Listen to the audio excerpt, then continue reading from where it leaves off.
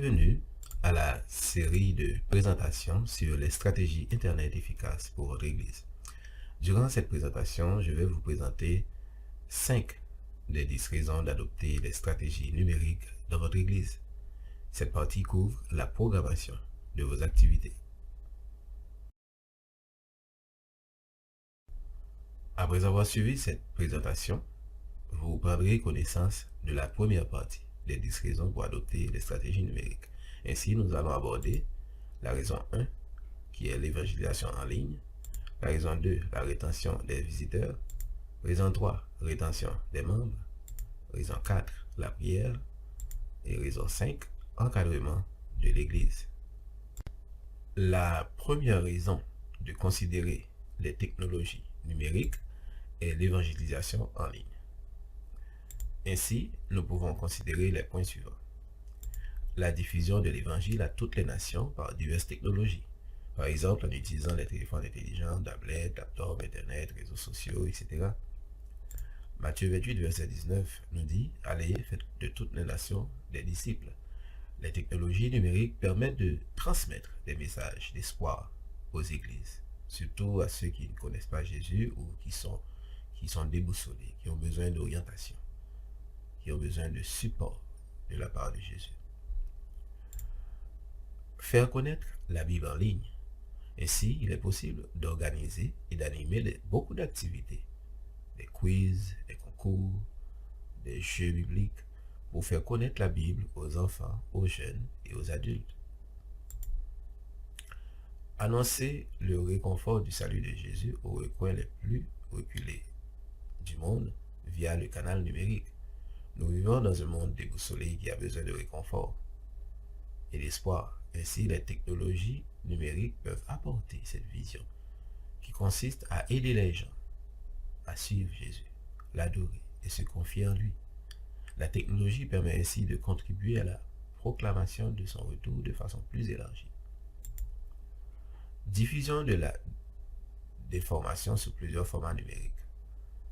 Par exemple, il faudra considérer plusieurs outils qui permettent de préparer des contenus sous plusieurs formats tels que les vidéos, les présentations, PowerPoint, textes et articles sur les sites web, podcasts audio pour radio en ligne, etc. Accessibilité étendue au niveau mondial et qui en même temps est rapide et constante, c'est-à-dire disponible 24 heures sur 24 et accessible à partir de plusieurs plateformes, plusieurs outils numériques. Donc, grâce aux outils qui sont disponibles sur Internet, il est maintenant possible d'animer beaucoup d'activités, surtout pour ceux qui ont un horaire de travail atypique, c'est-à-dire des horaires variés qui ne sont pas disponibles lors des réunions de prière ou autres. Donc, ainsi, vous pouvez publier les contenus en ligne qui resteront disponibles de façon permanente à la disposition des membres. D'où l'importance de connaître les bonnes stratégies et pratiques afin de mieux servir l'Église et les visiteurs. La deuxième raison est la rétention des visiteurs. Il y a les événements spéciaux. Par exemple, vous pouvez organiser un programme différé, je dis bien différé, ou en direct, pour honorer les visiteurs. Ceci a pour but de démontrer aux membres que l'Église les apprécie beaucoup et qu'ils ont leur place dans notre communauté. Promotion d'activités. Vous pouvez planifier des activités qui mettent en valeur les visiteurs, qui les aident dans leurs besoins. Par exemple, un sabbat pour les visiteurs comme on a l'habitude de le faire à l'église, physiquement. On peut le faire en ligne également, pourquoi pas. C'est ce que Jésus faisait lors de son passage sur la terre. Aider chacun selon ses besoins. Et faire en sorte que la personne se sente valorisée. Études bibliques. Vous pouvez organiser un programme d'études bibliques sous format audio, vidéo, incluant des quiz, des primes, des certificats de participation, etc. Et ça peut être un programme mixte. Par exemple, il y a une partie du quiz qui se fait à l'église et une autre partie qui se fait en ligne. Ainsi, ça permet aux membres d'accéder sur différents moyens pour pouvoir participer dans les activités. prière. Vous pouvez mettre sur place un formulaire de requête de prière en ligne, spécialement pour les visiteurs lors d'une activité ou de façon régulière. Et c'est là que votre site internet il va être important parce que il y a cette fonctionnalité dans les sites internet offerts gratuitement par l'équipe d'Adventist Church Connect où vous pouvez créer des formulaires de requête et en même temps les mettre à la disposition des visiteurs. Il y a un tutoriel que j'ai préparé à cet effet. Donc, si vous êtes intéressé, vous pouvez aller sur YouTube et vous verrez comment créer un formulaire soit pour une prière ou une autre activité, pour inscrire des membres à une activité ou autre. Donc, on continue. Formation. Vous pouvez programmer des capsules de formation en ligne pour les visiteurs, par exemple sur la santé physique, sur la santé mentale, sur les problèmes courants de la vie. En ce sens, une bonne observation du milieu où se trouve l'Église s'avère importante pour une planification de programme efficace. Parce qu'il faut que les formations répondent aux besoins des gens. Il ne faut pas juste faire des formations pour le faire, mais il faut identifier les besoins du milieu. Est-ce que la priorité doit être accordée aux besoins sociaux ou aux besoins éducatifs ou autres?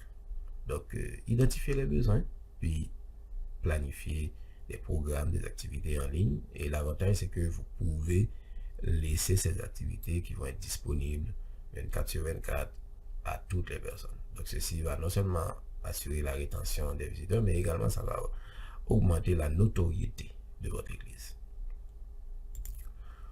Communication constante. Cette communication peut être établie par courriel, par le biais de réseaux sociaux, au moyen de formulaires, par exemple Gmail offre une fonctionnalité formulaire, votre site internet offre une fonctionnalité formulaire, etc. Toutefois, il faut établir un programme bien planifié et étalé sur plusieurs mois afin d'assurer cette rétention. Donc, c'est ce que je suggère, c'est pas de faire un programme à court terme, mais c'est vraiment prendre le temps de bien planifier ce genre de programme. La troisième raison est la rétention des membres. J'inclus également les officiers d'église qui sont également des membres. Souvent, les outils numériques sont utilisés par les membres à d'autres fins. Le vieux dicton précise que la nature a horreur du vide. Vous n'encadrez pas les membres avec ces outils numériques qu'ils utilisent au quotidien. Ils vont quand même les utiliser, mais vont se fixer eux-mêmes leurs objectifs de visualisation et d'éducation personnelle. Donc, nous avons les événements spéciaux qui peuvent assurer la rétention des membres. Les membres et les officiers aiment se sentir valorisés. Souligner l'anniversaire des membres sur une base régulière. Souligner tout ce qui est spécial dans l'église, par exemple des activités récurrentes, annuelles. Souligner également d'autres types d'activités où vous pouvez valoriser vos membres. Pour des raisons de sécurité, vous pouvez mentionner seulement le mois d'anniversaire en ligne. Ça, je le suggère. Prière. Comme mentionné auparavant, les séances de prière en ligne permettent de garder les membres soudés. Et je vais le rappeler, vous pouvez utiliser un formulaire de collecte de prière. La seule chose, faites en sorte que les informations que vous voulez collecter restent confidentielles. C'est-à-dire qu'il n'y a pas beaucoup de personnes qui aient accès à ces genres de requêtes. Que ce soit des dirigeants qui ont accès à ces courriels ou aux formulaires de requête. Diffusion en différé des événements. Par exemple, sous forme de photos, de vidéos, audio. Donc, grâce aux technologies numériques, vous pouvez rediffuser des événements sous forme de photos, de vidéos sur YouTube et faire un slideshow, par exemple, des événements qui ont été réalisés. Là encore, le site internet de votre église, il offre cette fonctionnalité. Vous pouvez l'utiliser pour créer des albums photos. Et ça va être très intéressant. Par exemple, le sabbat après-midi, un membre peut aller sur ces albums et puis il passe en revue des activités qui ont été réalisées dans le passé. Donc ça fait vivre, ça donne la vie aux membres et permet de dynamiser la vie de l'Église. Donc vous pouvez également créer des podcasts. Le podcast, c'est un enregistrement audio où vous transmettez aux membres des informations sur l'éducation, des formations, des présentations, des panels et autres. Donc le podcast est très populaire, donc c'est un moyen également de diffusion qui est très intéressant. Donc tous ces moyens permettent aux membres de rester branchés aux activités de l'Église. Et l'autre point, c'est la diffusion du culte d'adoration et d'autres réunions de prière en différé ou en direct. Je dis bien en différé ou en direct, parce que c'est pas toutes les fois qu'on est obligé de présenter un programme en direct. Il est possible d'économiser votre temps en utilisant des outils pour pouvoir préparer des programmes en différé. C'est ce que je fais présentement. Donc, au lieu de le faire en ligne, ce qui demanderait beaucoup de préparation et autres, donc je le fais en différé selon mon emploi du temps, et ça permet non seulement, ça me permet de vous préparer cette série de formations, mais également ça vous permet également d'avoir accès à cette formation qui a été bien préparée au moment où vous êtes disponible. Donc, je continue. Donc, la diffusion du culte augmente le sentiment d'appartenance et permet aux membres de prendre part à certaines activités s'ils n'ont pas eu le temps de se rendre. Je pense à certains des fois qui travaillent dans les hôpitaux et autres et qui des fois n'ont pas eu le temps de suivre le culte. Donc, rendre disponible le culte en ligne, ça va aider ces gens qui présentement, surtout à cette époque d'épidémie, sont très pris par le temps. Toutefois, ces genres d'activités requièrent un budget pour l'acquisition d'équipements, éventuellement des frais d'abonnement également pour les transmissions. Ça exige également une bonne vitesse Internet et des responsables pour les gérer. Capsule de formation en ligne. Cette activité permet d'assurer un transfert de connaissances au niveau des départements et des membres d'église et aussi favorise la rétention des membres. Il est très important d'avoir une planification de formation qui peut être sur une base mensuelle, trimestrielle, annuelle, biannuelle ou autre. Mais je vous le dis, offrez aux officiers d'église, offrez aux membres des formations et postez-les en ligne et vous allez voir que les résultats seront très positifs. Donc, ces activités sont suggérées à titre d'exemple. Il y en a beaucoup. Vous pouvez utiliser votre créativité, impliquer des membres qui peuvent donner des suggestions, utiliser un formulaire de sondage pour avoir l'avis des membres, des officiers d'église, afin de savoir quel type de formation, d'activité que vous pouvez réaliser et qui répondront aux besoins de votre église. Je veux aussi souligner qu'il faut considérer la gestion des activités selon le contexte actuel, les tendances et les projections de votre église et de l'organisation adventiste, c'est-à-dire au niveau des fédérations, unions, divisions et autres. De poursuivre, prenons une petite pause avec ce petit quiz. Voici la question. Pensez-vous qu'il est important de souligner l'anniversaire des membres en ligne? Choisissez votre réponse.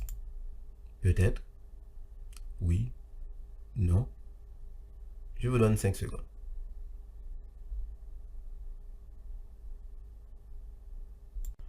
Et la réponse est oui. Et je dirais qu'il faut non seulement souligner l'anniversaire des membres, mais aussi surveiller chaque événement spécial pour féliciter vos membres et glorifier Dieu pour ses bienfaits. Vous pouvez même souligner ces événements par des prières spéciaux pour ses membres. Par exemple, vous pouvez souligner l'accomplissement de jeunes qui ont réalisé un travail important dans l'Église, qui ont obtenu une distinction spéciale dans leur parcours personnel, les diplômés de l'Église. Vous pouvez également souligner la contribution des membres qui ont œuvré pendant 5, 10, 15, 20 ans ou plus dans l'Église. Vous pouvez également souligner et honorer, souligner la présence des aînés dans l'Église afin de les honorer. Par ce moyen, vous pouvez motiver les autres à s'impliquer et en même temps assurer leur rétention. Poursuivons avec la quatrième raison qui est la prière. Vous pouvez organiser des prières d'intercession sur Internet et des prières et des moments de louange par la diffusion de prières sur des thèmes spéciaux, de collecte de requêtes de prière, d'organisation de programmes de louange en ligne. Donc, il est important d'organiser les séances de prière sur des thèmes. Ceci permet aux membres d'être plus engagés parce que chaque membre a des besoins et vous pouvez catégoriser ces thèmes selon les besoins de l'Église. Donc ainsi, vous pouvez dire, ok, cette semaine on prie pour un thème particulier, la semaine suivante un autre thème, le mois suivant un autre thème, l'année un thème. Donc ceci va permettre à chaque membre de se retrouver, de trouver sa part. On a également l'organisation d'événements de prière en ligne. Vous pouvez organiser des programmes de prière locaux, des programmes de prière inter-église, des programmes de prière internationaux. Nous pouvons constater que le programme de 10 jours de prière annuel au début de l'année, ce programme, au commencement, il n'y avait pas grand monde là qui le connaissait, mais maintenant, il y a eu beaucoup de succès. Les 100 jours de prière également durant la période de l'épidémie. Donc, ça a eu un grand succès dans beaucoup de communautés de l'Église. Et là, je reprends le point que j'avais mentionné, organisation de programmes de prière thématiques. Donc, vous pouvez choisir, comme je l'ai dit, des périodes de l'année également. Non seulement sur des thèmes selon les besoins de l'Église, mais il y a des périodes de l'année qui ont besoin de prière. La rentrée scolaire, la fin de l'année scolaire,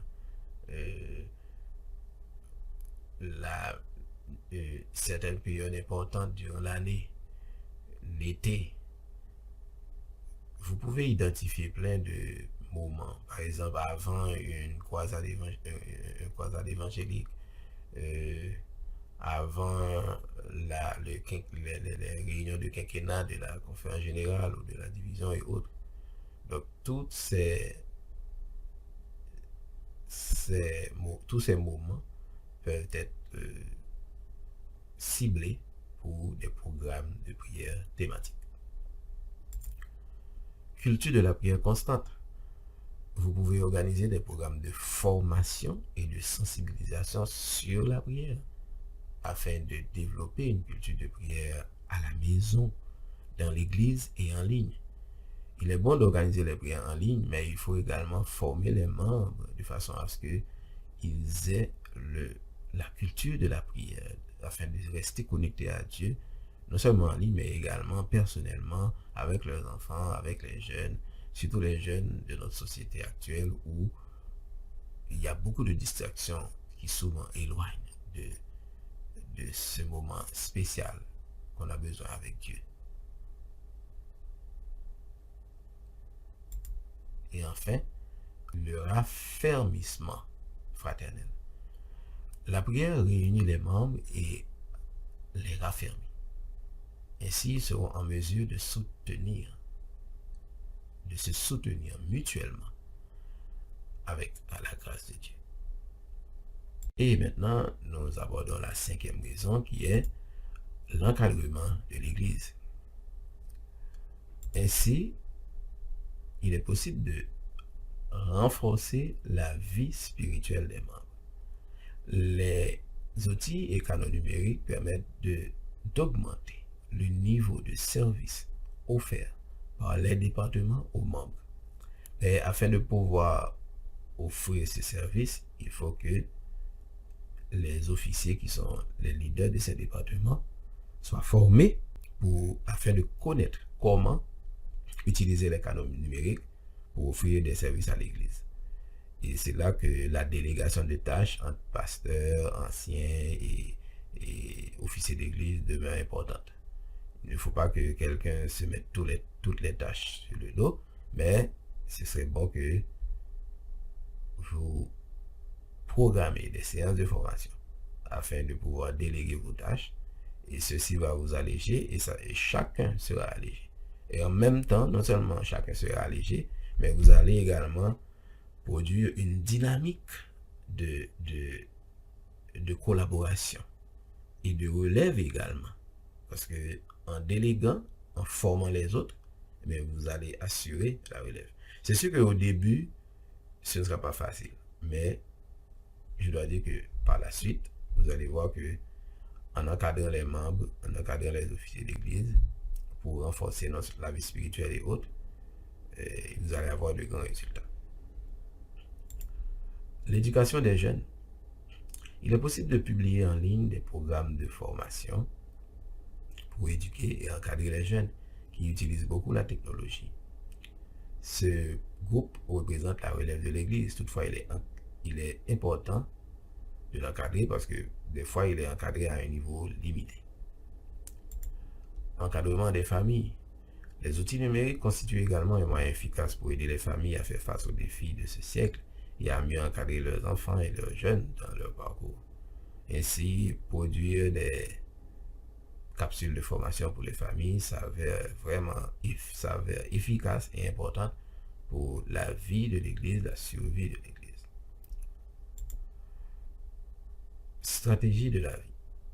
Grâce au canon numérique, il est possible de découvrir des stratégies pour mieux vivre sur la terre, pour mieux vivre avec les autres, pour être de bons citoyens, grâce aux nombreux conseils précieux trouvés dans la Bible. Je vous remercie d'avoir suivi cette présentation. Je vous invite à suivre la deuxième partie de cette série de présentations sur les 10 raisons d'adopter les stratégies numériques de votre Église. Dans la partie 2, nous allons aborder 5 autres raisons qui sont encore des raisons importantes où vous allez trouver beaucoup d'idées, beaucoup de conseils qui peuvent vous aider dans la programmation numérique des activités de votre Église. À la prochaine.